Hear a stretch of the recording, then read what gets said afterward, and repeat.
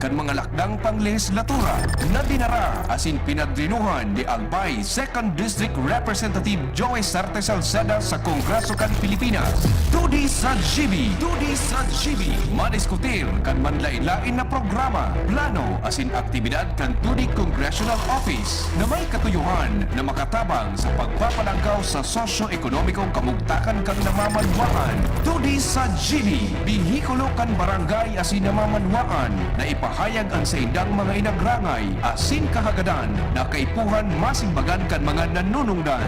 Tudi sa GB, impormasyon, edukasyon, aksyon.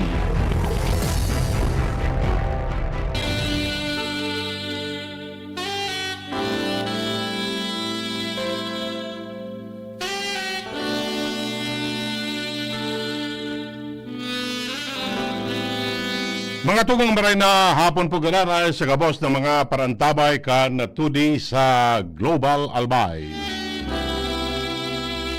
Mag-iramiba na mga sa gudyan alas 5 nin hapon. Mag-orestorya lamang kung ano ang mga nangyayari digdi sa tuyang kapalibutan. Ang programang ini atong sendo sa karaybuot kan opisina ni Albay 2nd District Congressman Joey Sarte Salceda. Mga nakatutok sa radyo, DCGB News Online, DCGB App, pati na sa YouTube. Ang samuya pong pangungumusta ngunyan na hapon. Pati na sa mga lugar na iabot sa tuyang broadcast. Kami po naglalaom na kamuna sa maray na kamugtakan ngunyan. Maray na kamugtakan kun iguana. Kun daipa waiting magtaud-taud sa na. Ano po ang sendong amigo sa radyo? Edwin Peralta po. Numero 20 sa Balota.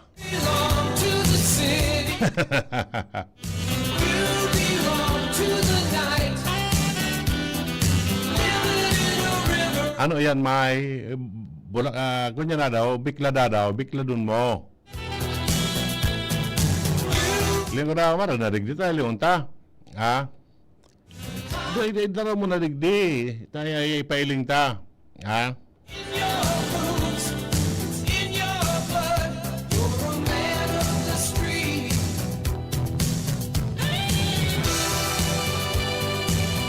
Uyog-uyogon mo yan. Ano, mag-gusto daw sa kuya yan? Pero anong size ka ni? 2X. Very good ka talaga. Yan. Aha. Sa Lunes na ni. Lunes. Yan. Sa Atubangan. Yan. Okay. Very good na no. May pipit ini pati. Ngunit baga naipit na Ayan. Okay. Sige, salamat tabi. May magagamit na kita pag-abot kan aldaw ni Lunes. Ayan. Tipigong kung nata dakulay ni. Ayan. Okay. Sa Lunes, sigwa na kita gamiton. Sa tuyang special coverage sa eleksyon. Okay. Sige. Bueno, so, diretso na pagkitakan sa tuyang mga istorya digdi sa tuyang programa. Ano? Barely perang aldaw na sana. Pizza 8 ngunyan. To be exact is 3 days more before Election Day. Yan. Ang karampanyan, mga tugang, sagod na sana sa Pizza Gis. That is Sabado. Bawal na pag Lunes o pag Domingo, pizza 11. Yan. Kaya karamang-kamang na ngunyan sa mga nagkaturukahan. Nakamuna ngayaan bahala. Kan mga dapat na ipanao. Garo mga sa mga barangay ngunyan, surusug-susug siya na. So, siya doon nagkapot niya kay Kagawad. Siya doon nagkapot niya kay Kong. Siya doon nagkapot kay Mayor, kay Governor, kay Vice. Yan. Iyon ang ngunyan pig-aaranap kan mga tao.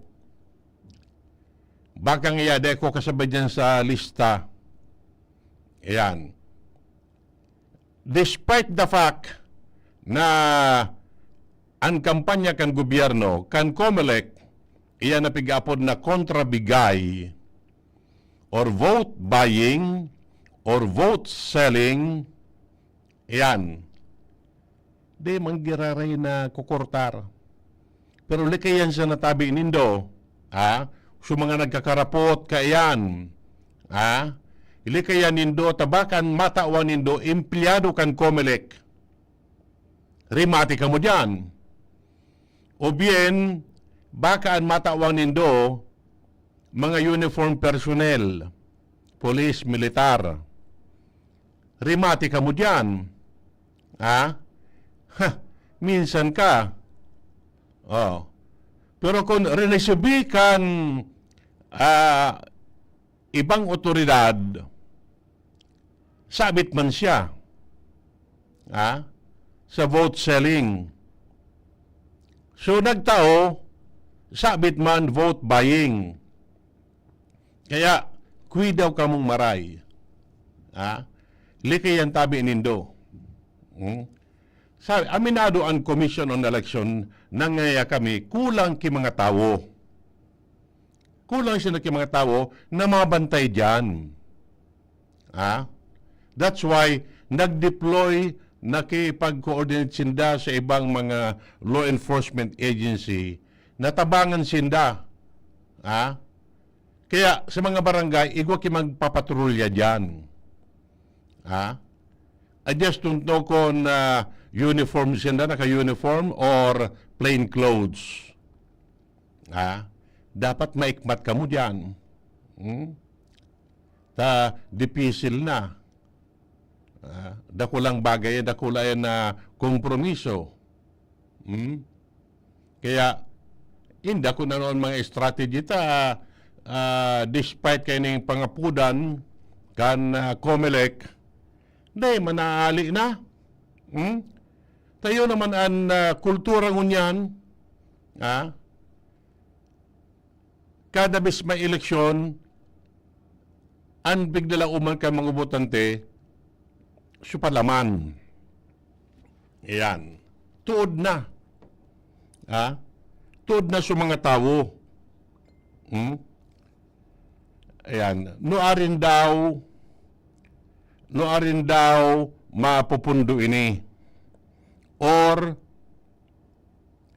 dai nagad ini mapupundo. Sabi ni King, kaya nadaang niya sa kamisita. Dahil ka man ugaring nagbababa amigo. Kasusaro, alay kami dyan sa bangkeruan. Maapit ko na kami duman sa campsite. Di kami nakaapit. Tapista baga sa Indo. Pag nagbaba ka, amigo, besa na tayaw duman. Nakasaray sa na. So, initabi mga tugang iyo. Yan. Talamak mo niyan. Ano? Tayo sa nangunyan ang buro barantay kan mga tao. Iso ng buro barantay, yain na ngaya, para putabot, yain na ngaya, sabi nga yayaon sa imo, dahil man nga sako, pagka ngaya duman kay araw kay ni, pag abot duman, Di man nga ko. Sabi nga Ugari, nasa lista ako. Ha? Yung nga, nasa lista ka na rin. Kan sa tupad. Di pa man nga kipi out sa tupad. Uyog-uyogon mo yan. Highest bid and fight ngunyan pati. Ha? Highest bid. So iba, wala tuo ang kabig. Nakalista sa ibong, nakalista pa sa ibong. Yan. Kaya, jackpot. Uyog-uyogon mo yan. Ha? Grabe, araw kayo ng ining pirili na inio, talagang grabe ang garastusan. Ha? Grabe ang garastusan. Kaya kung ngaya aspirante ka, dahil ka man anong arang kayo ni, dudusay. Yaw na sa imong kamabutan na magserbe. Ha? But the most important thing ngunyan is dapat you have the round thing. Kung dahil kakayan, dipisil. Dipisil. Kaya rakman kan sa mga maray ang track record, mga maray ang kamautan, magayon ang plano, but because kulang ang sa endang logistic, nalilingawan kan iba. Dahil man na ikukurit. No? Dahil ko na nga ikurit. Dahil man nga ako tinakwan. Uyog-uyogon mo yan. Napait iyan. Bako? Batang mo niya, sige na sa paralaom-laom. Nag-reschedule na. Ngay araw kayo ng oras, may payout na ngaya. Pag rendir kwenta, ay dahil nga canceled. Taday pa nga nagabot sa bagman. Pwede nga yung schedule naman taod-taod. Pag nagkauruyam iyan, napig ko para palaom nindo, mairibong iyan. Dahil na nga, para kaya nga pigwa para palaom nga kita. Dumang tayo sa ibong. Di pa ang babasulong kung nagkakapot. Nata nga ito. Sugat na pig para yan. Pig para palaom tangaya. Iyan.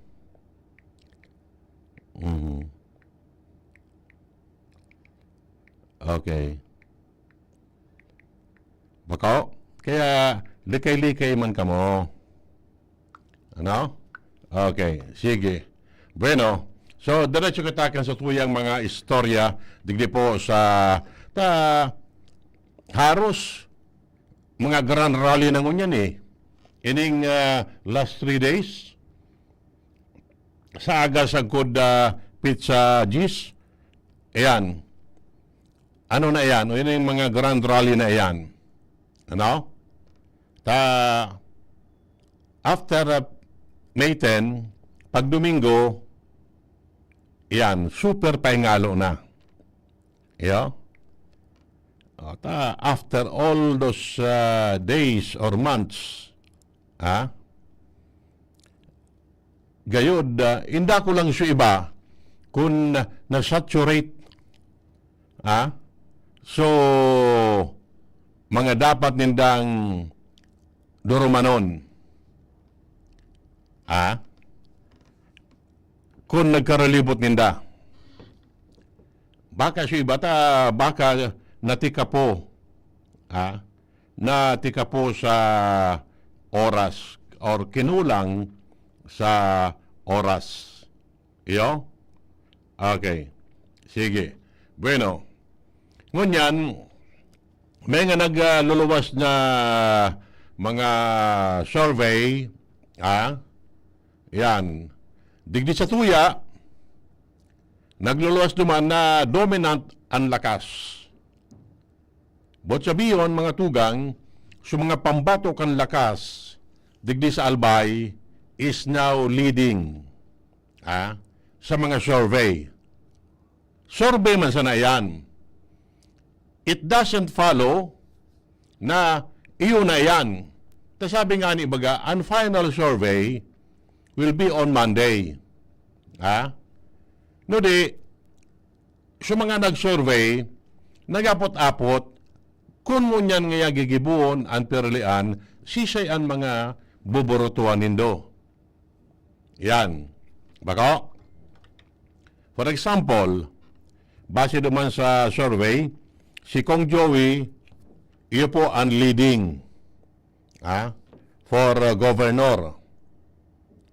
While si Diday Ko is also leading for vice governor. Sa congressional seat sa 1st District, si Ako Bicol Representative Jill Bongalon is also leading. So with former AKB Representative Kito Ko is also leading sa 2nd District. Sa 3rd District, si Mayor Adrian Salceda is also leading. Yan. Dit man sana ang mga margininda.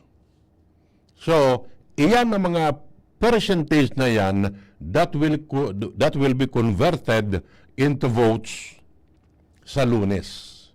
Diyan ta mapapatunayan kung itong nagluwas sa survey, iyo talaga man ang makukuha kan mga aspirante. Yo? So, kamo na tabi ang bahala. No? Gayod, nakalatag naman sa mga programa kayong mga kandidatong ini, and it is up to you to decide whether yun na yan ang sendong ikukurit pag-abot kan aldaw sa Lunes. Oh, by the way, an election time will start at 5 o'clock in the morning. Alas 5 nin aga, bukas na po ang mga presinto. So most likely, sa mga nasa ararayong barangay, mga alas 3 pa, mamarata na sinda. Ano? Takon na may distansya sa imong place of assignment, may biyahe. Ano ba kaya? Mapaatod na sana. Dapat alas 5, bukas na ang mga presinto. Yo? Iyan pong 5 to 7, allotted iyan para sa mga senior citizens, pregnant women, and person with disabilities. Iyo ang irenotod mo ng paborutohon. Kita bagang medyo may edad naman, aratab naman kita magmarata. Ano? So, 5 to 7 na yan. Pero it doesn't mean na kung makalampas ka na dyan sa alas 7, kung ika-PWD, senior or pregnant women or bados, hindi ka na pwede magboto. Pwede ka pa magboto. Pero kasabay mo na sa mga regular voters. Yan. Pero, still, priority man garare ka mo. Ano? Ining mga sektor na ini. So, magmarataki atab. Magsala, iyan na Lunes na yan, dahil ka man kan mga turog, tanata, sigaan na, tutok-tok dyan sa arong nindo, oy, tabi! Yan tabi si arong kayo ni, marata na tabi ka mo. Nata, unang may pahabol pa. Anong pabol? Pandesal. Pigiling-giling tayo. Ini nga Dominggong ini, dakul ki una mo kan pista sa barangay. Sige yan mga tao an parasad-pasad sa good matangaan manggi. Umag-aga pa. Pero take note, may likurban tabi. Ano? May likurban. Baka madali ka mo dyan. So mga Nga, malika ni mag-surset nga, mientras nang nag-alat-alat kan pag-agi ni Santa Claus. Oh. Naagihan man ang ka mo dyan, nag-set ka mo, ay napicturean, ay tapos. Bako, sumako ko anin do, kulang nga ni pang piyansa. Iyo, tabi, so yan, mga pagarumdum sa nagararay. Okay. Ngunyan, si Kong Joey tabi mga tugang, sabi ta na nga ni kayan, bako masa kung ano di, siyam na taon ini na naging gobernador kan sa tuyang probinsya. Kaya, kabisado na niya ang sistema dyan sa Kapitolyo. Siyam na taon na congressman sa 3rd District, siyam na taon na congressman sa 2nd District, siyam na taon sa Kapitolyo. Yan. Kaya, kabisado niya na kung ano ang mga sitwasyones. And may track record. Magayon ang track record ni Kong Joey kung ano ang mga naginibuan niya. Not only as a legislator, but also as a chief executive, local chief executive. Yan. So, dakul ang sa iya pang mga plano for Albay. Once na siya mapasubli gilayon kay mandato kan mga Albayano to run, to manage Albay. Dito mabigsasabi na sa mga kontraryo, maluya. Igwa man sindang kabatiran, igwa man ki kakayahan. That's why, kamo nga ni mga tao an mapili kun baga sa pagkakan, arin ang mas masiram. Yan. So, kumpleto ang ingrediente or so medyo kulang ang ingrediente. Yan. Okay? So, gayod sa Lunes, magkakapag-desisyon na kamo. Umunyan pa sa nagayod, magkakapag-desisyon naman kamo. Iyo? Okay.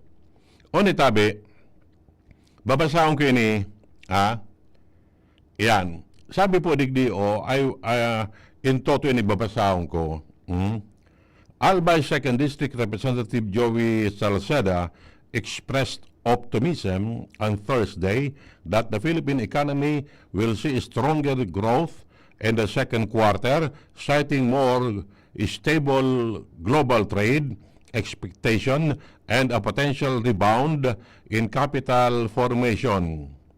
Salceda said the country has continued to hold up amid global economic challenges, but noted that growth in the first quarter was dampened by the election spending ban and international trade uncertainties.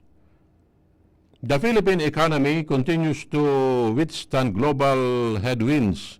I expect the number to pick up in the second quarter, especially capital formation, as expectation of Trump's tariff regime become more stable. He noted that businesses postponed some of their expansion and investment plan due to uncertainties in the global trade environment, particular with shifting U.S. trade policies.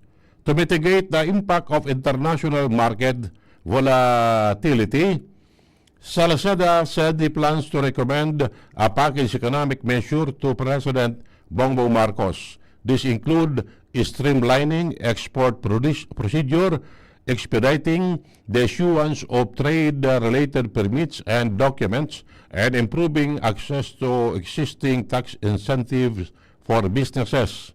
These efforts are intended to help Filipino exporter and investor remain competitive and agile in the face of global uncertainties. While acknowledging the lingering effects of the election spending ban into the second quarter, Salceda remains confident that policy intervention and a more predictable global outlook will support a stronger economic performance moving forward. So yan tabi, ang pahayag ni Kong Joey na siya nagdalaom na sa second quarter, yan, we hope na mangyari man ang din. Ang second quarter is up to June. First quarter, first 3 months, January, February, March.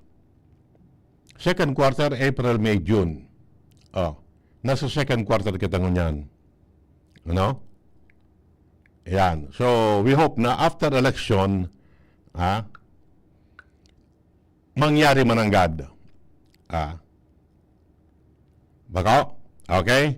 So, yan. By that time,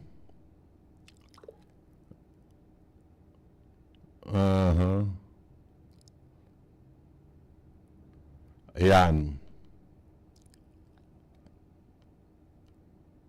Okay, sige.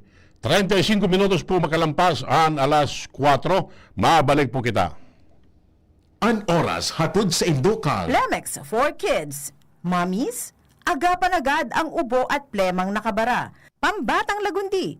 Plemex! Optin Lutein Capsule. Alagaan ang paningin sa tulong ng Optin. Kitang-kita ang kalusugan ng mata. Ginebra San Miguel. Gin is in. Gin to win. Gin's Tanalo sa One Ginebra Nation. Promo runs from March 15 to July 31, 2025 for DOH FDA CFRR permit number 0017 series of 2025. Drink responsibly. Plemex. Pag may ubo o hika, Plemex agad. Basta lagundi, Plemex. Liver Aid Silimarine Capsule. Ang good drinks at good food, perfect combo. Isama pa ang Liver Aid. It's liver lover, boys. Generica Drugstore. Tayong mga ina, may suporta sa ginhawa. Generica Drugstore. Artisan Joint Supplement. Bumabagal ang galaw dahil sa joint pain at arthritis. Mag-Artisan. Mahigos, matinawang, padaba kanmasa. Iboto number 2 sa balota.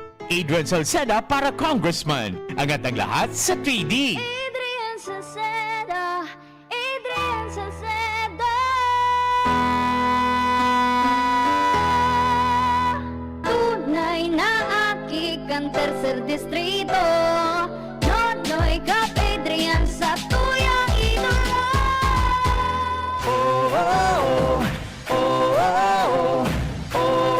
Serbisyong may puso, Serbisyong Giselle Salceda. Angat ang lahat sa Pulangi. Iboto number 3 sa balota. Giselle Salceda for Mayor.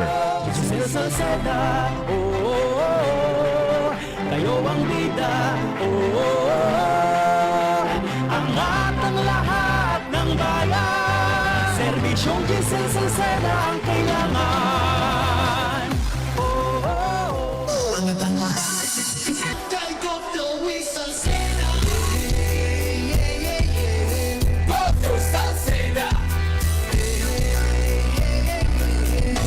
Joey Salceda.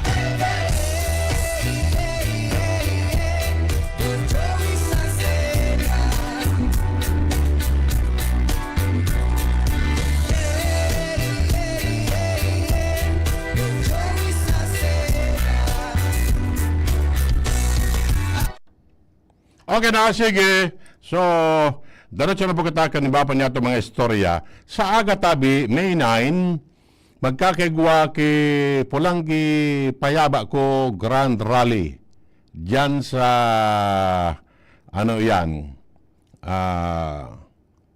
Pulangi Night Market. Sa Udan mismo. Sa Agang Banggitabi yan. Okay? So, we hope na sa mga taga dyan sa Pulangi, mag-aratendir tabi ka mo. And, ang mga pigdalauman na mag-attendir, of course, so Global Albay Team. Yan, Yan, okay. Headed by Kong Joey Sarte Salceda, si Vice Governor Diday ko, si aspirant for Congressman Mayor Adrian Salceda, and together with the 3 board members o 4 board members, si Alcalde Das Maronilla of Libon, si Piodoran Liga ng mga Barangay President Brian Arandia, si PCL President and incumbent Kinatawan Kongkong Salceda, together with City Councilor Manny Rebaya of Ligao. Sa lado kan sa Pulangi, sa panginginat man ni Giselle Salceda, together with Vice Mayor Cherry Milla, and sa iyang 7 kagawad. 7 kagawad. 7 sana ba yan eh? 7. Okay. So, mag-iribanan tabi.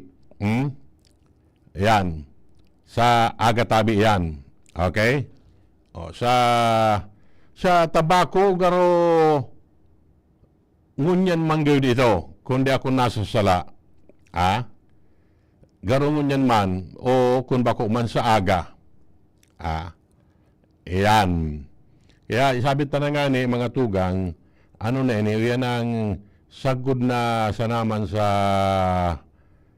Sabado ang karampanyan. Kaya puga-puga na ini. Puga-puga na tabi. You know? Yan. Okay? Sige. Garo, at may nailig ako, sponsor ko lang nga ni an guest duman sa sa tabako. Yan. Saga ito.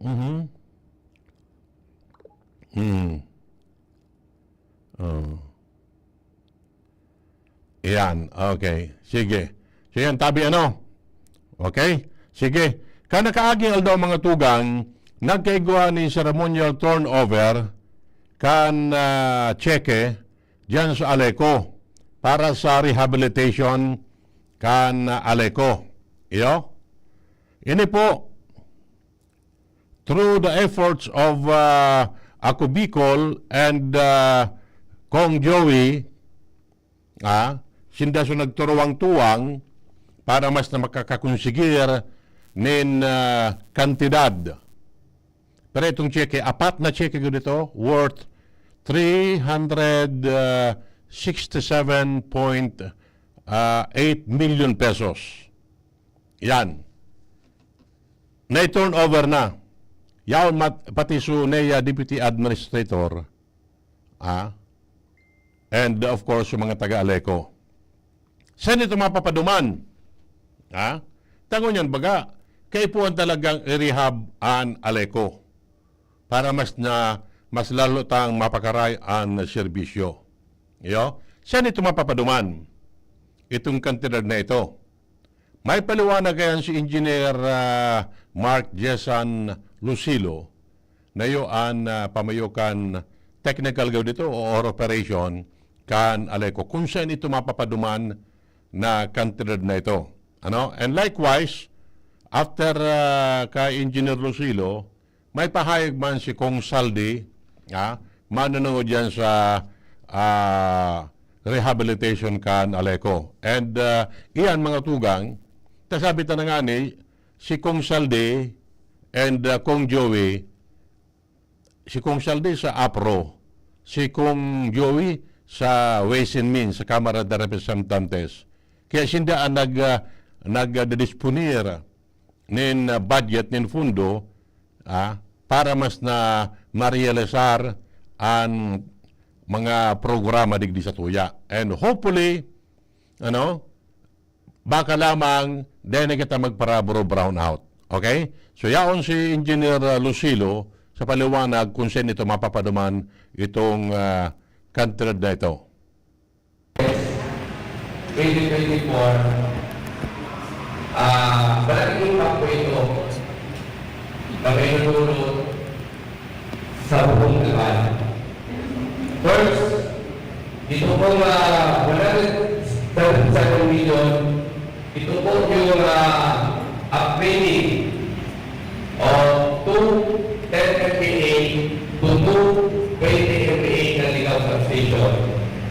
So it shows na pag nangyari po itong nito na substation, ready po ang Aleco anytime na magdagdag po ang mga loads sa Area 3. So, ma-address natin po dito ang capacity, MPA capacity ng Ligaw Substation. Ito naman po 49 million, ito po yung area sa Bilang Ligaw, which is Dilubatan area, which is ang tagal na po na nagka-experience ng low voltage, pagputol ng linya. So ito po ang magiging susi to address the low voltage area and cut off primary lines yan po sa area ng Dilubatan. Ilera po siya sa standard pong electrical wires para po ma-address ang mga problema dyan sa Dilubatan area. Ito naman po, 130 million, ito po ang kanyang substation. Alam po natin na ang area po is the revenue area ng Aleco. So ito po po yung substation, ito po ang mga babalanse ng road, ng Legazpi, Daraga, and Kamalig. At ang maganda po dito, pag nangyari po itong Pulat Substation, may isang feeder na para lang sa airport. So yung readiness sa magiging apat na feeder dito po sa Pulat Substation ay yung atin po ng Area 2. Ito naman pong 10 million, ito po ang pag-convert natin ng bare wire to insulated wire from Salvacion, Santo Domingo hanggang Visibis area. Why? Dahil po, nakikita po natin na ang area po dyan is heavily vegetated. Ngayon, information ng karamihan yung 10 MPA natin sa Salvacion is ready na po for electrification. So, once sa irrigation at na-complete po itong rehab ng linya, surely po, the low voltage and interruption po sa area ay ma-minimize. So again, ito po mga projects na ito, yung ang sinabi po ni attorney at saka Richard Pabit Lunetier at saka Congressman, binihan po ito. Hindi lang po sa alin po sa entire province ng Labay. Para po makadeliver ng sufficient supply and reliable power supply sa entire province ng Labay. Plus, mababawasan po dito ang system loss. So, para mababawasan ang system loss, ang rate po ng Albay ay bababa. So again, ito po ay umpisa lang po. May mga susunod pa po ng mga subsidy project na ibigay ng NEA through the effort po ng AKP headed by Congressman Elisarito. Again, good morning po and God bless us all. Engineer Mark Lucilo, Kaan Aleco. Sunod, so paliwanag man ni Kong Saldi, Kaan ako Bicol Party List. Yan, ano? Okay. So, okay. Yung kabubayan, yung ambayanos, yung Balanos, and finally po, nandito na po tayo, and sa mga natin. Una-una, very complete, everyone from Aleco, especially on West, Mayor, Deputy Administrator for Corporate Resources, Financial Services, Attorney P. Alvaro. Gusto po, si Attorney P. Alvaro, kanina, sabi ko lang po kanina sa kanina, nalagyan tawag si Mayor Administrator siya po sa pagpalaan sa financial services. So, every last month o 2 months ago, pinukulit po kung kaya yung mga pondo para sa mga substation reallocated sa 2024. Kaya pala hindi natawaran, sabi ni admin, because of hindi natin mag-turn over yung sa Santo Domingo that because inaggregated last week at again, pinakiusapan po natin yun sa NDCP na kung pwede tanggapin dahil sabi ni GMOC medyo araw patanggapin ng Recola, Anthony Almeida, the President of NDCP, para po tanggapin and accept yung kanina po magandang balita sabi ni GMOC na pwede na i-energize dahil pumayag na rin yung alma dahil sinisigil pa rin yan ng 200 million. So again, wala po tayo pagkaya ng pagbayan ng Aleko dahil medyo talagang naghirap po ng tono ng Aleko. I'm very happy na hindi ko nakaganda ang Aleko, inanatungan sa GMOC. Kung ito yung pa, sabi nga, this is time na ito nagawa. So I congratulate everyone with for doing that. Dahil pagkawa tayo, gumanda ang Aleko. So I hope this is the start. Sabi nga sa mga hotel, tinatanong ko yung mga manager sa hotel. Ang kumusta yung pagpunta sa Australia, sa ibang bansa, kumusta sinong number 1 na hotel dito sa Australia, sabi sa akin, sir, dati kami mga Pilipino, papatakbo. Kami dati number 5 kami dito, kami ngayon number 1 kami agad bakit? Dahil magaling po ang aming GM. So pag magaling ang sa inyong GM, gagaling din lahat. So again, I congratulate GM Boxit, GM Boxit, Mayor Administrator, headed by Manny Aguila, and of course, kanyang deputy, 2011. So, ito po ang mga servisyo, gaganda po ito dahil sa akin. At gusto ko rin yung kwento, isa sa Santo Domingo, kaya kami medyo namin. Isa sa Santo Domingo, kwento ko kay GM, kay deputy, na year 2004, 2007 po pa po inalakan, pinakausap. Dahil magiging na po, low voltage na po ang Cagayan, Waturamo, and Angel. So, the only way, talagang kausap ko yan si President del Calderón Napocor, President David, ng NGCP, and meron pa ang isang presidente. Almost tatlong administration, GMA administration, President Pinoy, and President Duterte, and ngayon, President BBM Marcos. It takes Aleko GM, GM Boxit, and Almeda para lang po mapatakbo, ma-switch on, and it takes 2 dekada, 2 decades of hardship para po mapatakbo ang isang substation in Santo Domingo. At kailangan pa lang yan ng transmission line from NTCP in Santa Rosa, and ito pong loop, ito loop, from Albay, dati po ang Aleko, walang loop, no? Hanggang ano lang, hanggang Legazpi, papuntang Ligaw. So, nung kinakausap ko si President Sayo in Militaria, kasi masyado na tayo natanda, the last 20 years, sabi nila, pati transfer pa, hindi pa NTCP, headed by President David Sayon, tapos karoon pa isang presidente, dalawang presidente. Sa napo po, tatlong presidente rin.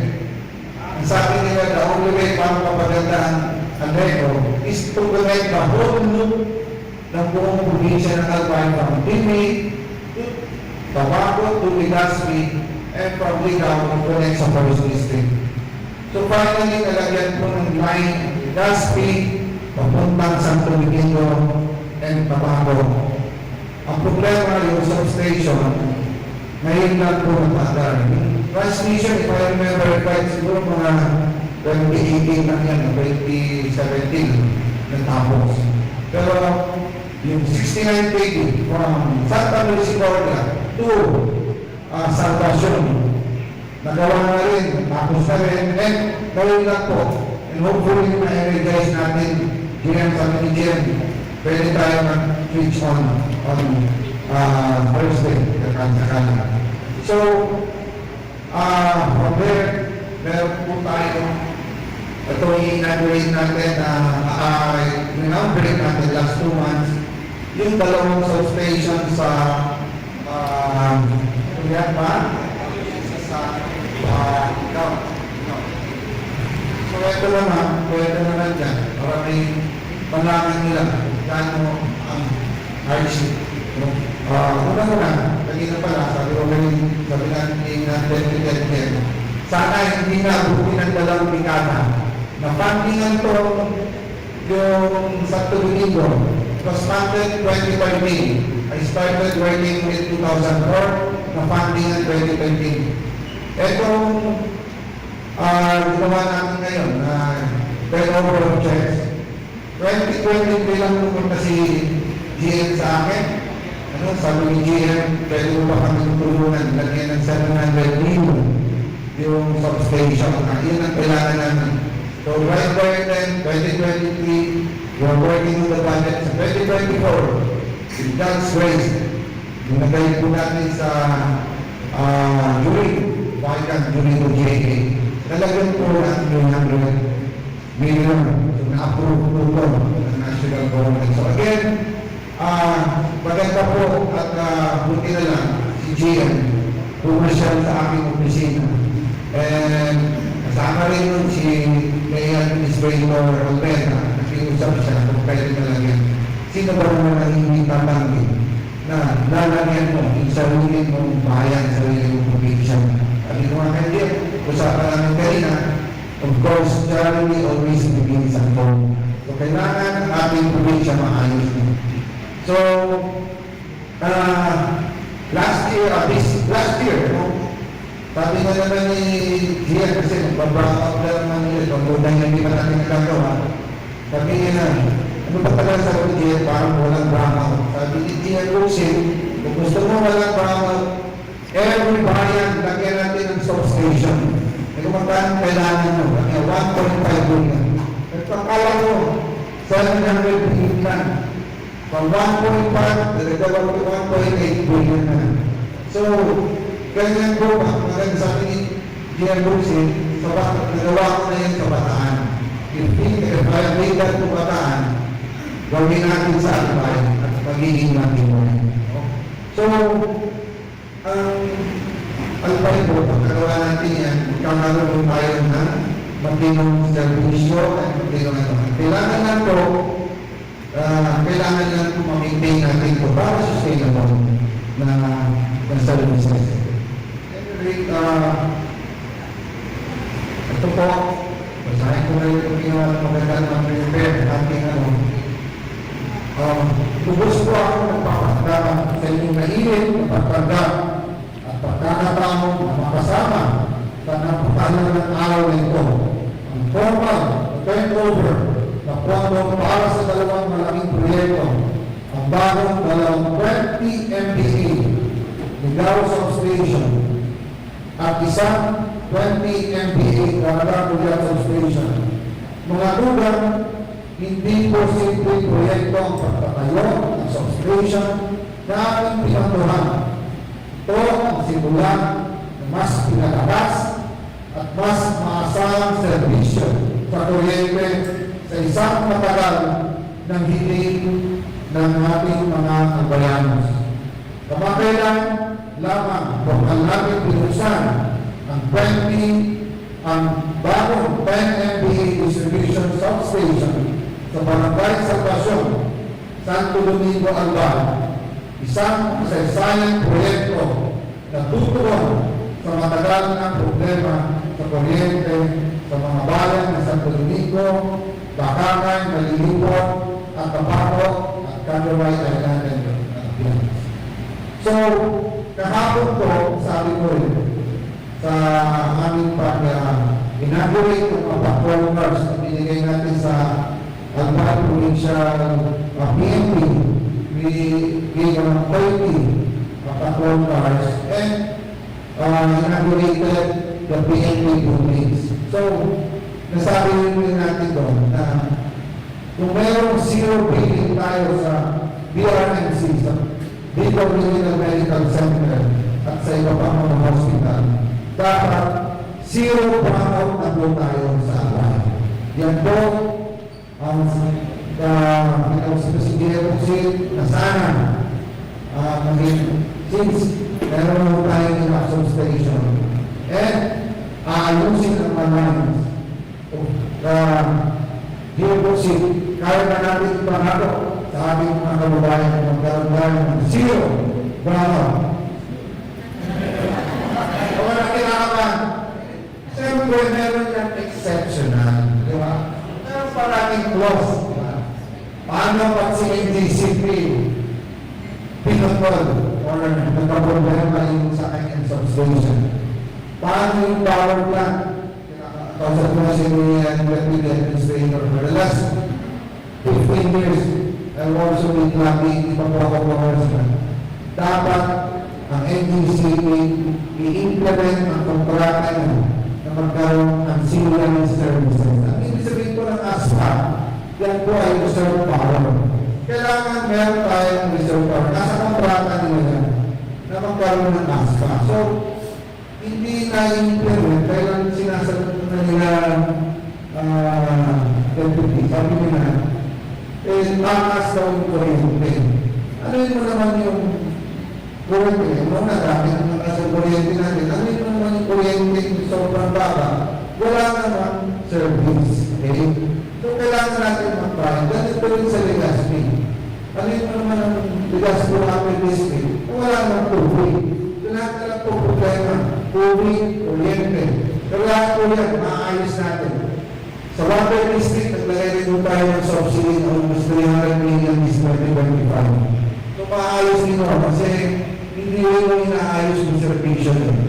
Dahil kailangan mo talaga makapalitan ng mga line. So dapat medyo mababa rin yung connection yan. Aside from mahina rin po ang service na hindi pinapalitan ng mga lines.